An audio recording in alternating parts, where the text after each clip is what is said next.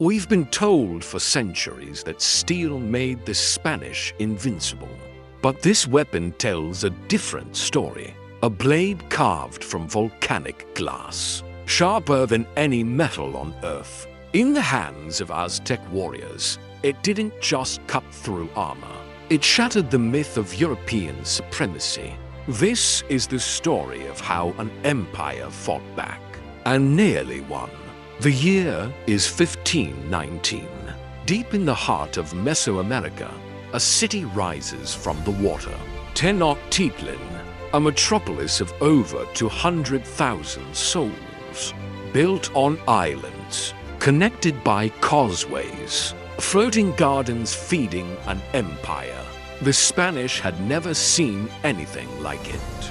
Larger than any city in Europe, more sophisticated, more beautiful, but they came anyway, with steel swords, with horses, with cannons, with crossbows. They came believing their technology made them gods among men. They came with the arrogance of conquerors who had never been stopped.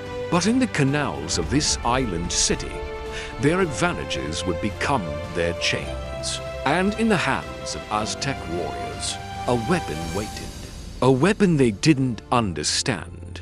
The macuahuitl, a wooden club embedded with blades of obsidian. Volcanic glass forged in the fires of the earth itself. At the molecular level, obsidian has an edge 500 times sharper than surgical steel. The Spanish would learn this the hard way. The Aztec military machine was not what the Spanish expected. This wasn't a primitive force armed with sticks and stones. This was a sophisticated war machine that had conquered an empire stretching thousands of miles. Jaguar warriors, eagle knights, battle-hardened soldiers who trained from childhood. Their tactics were refined over centuries of constant warfare.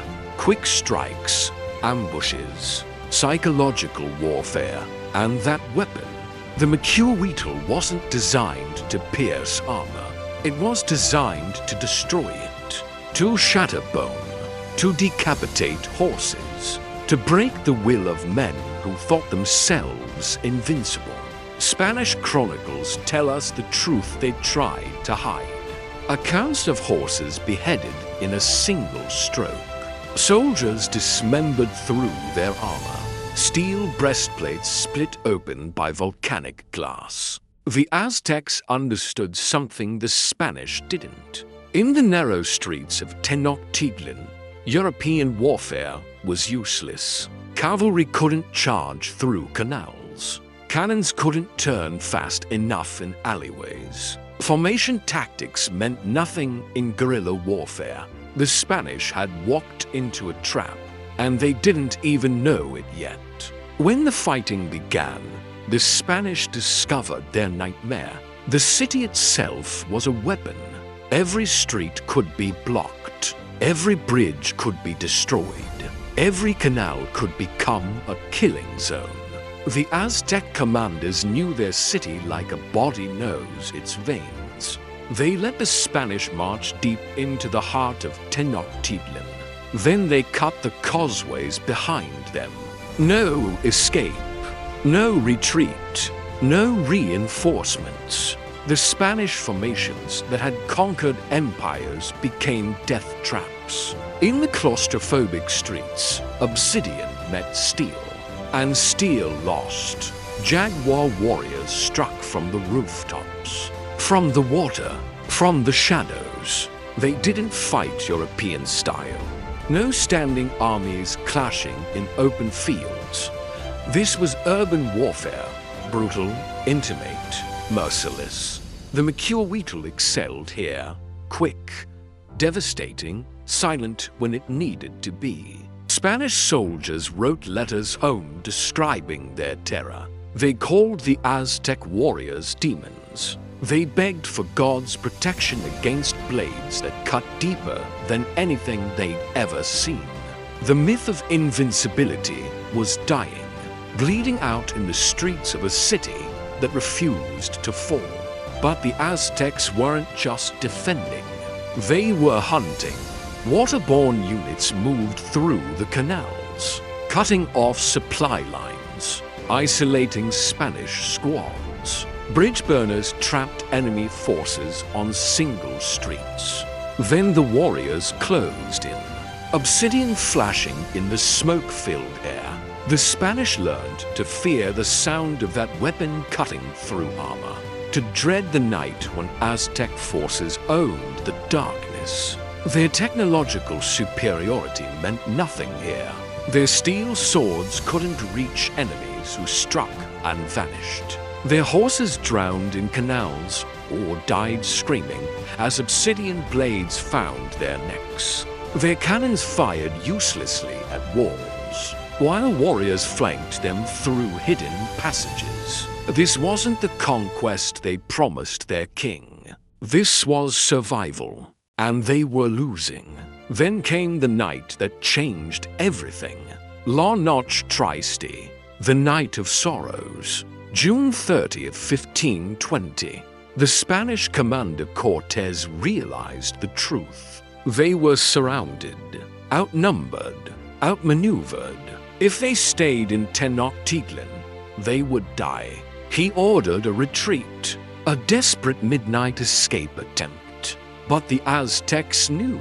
Their intelligence network had already reported every movement. As the Spanish tried to flee across the causeways, the trap was sprung. Bridges destroyed ahead and behind them. Canoes filled with warriors emerging from the darkness. Arrows falling like rain. And through it all, the obsidian blades. The Spanish were weighed down by stolen gold, by heavy armor, by their own greed. They couldn't run, couldn't swim, couldn't fight effectively in the water. The causeways became slaughterhouses. Spanish soldiers fell into the lake, dragged down by their own armor. Horses screamed and drowned. Cannons were abandoned, sinking into the mud. The Aztec warriors moved with precision, picking off stragglers, cutting down officers, maintaining pressure. This wasn't rage. This was military genius. By dawn, over 600 Spanish soldiers were dead. Thousands of their indigenous allies wiped out.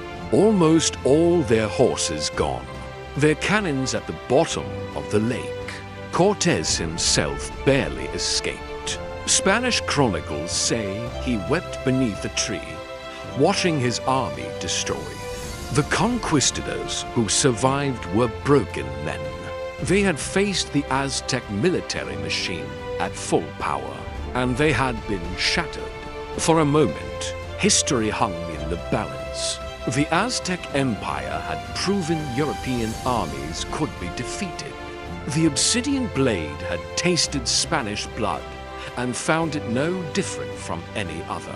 The narrative of inevitable conquest had cracked like steel against volcanic glass. But victory was stolen by an enemy the Aztecs couldn't fight with obsidian. Smallpox. The Spanish brought more than steel to Mesoamerica.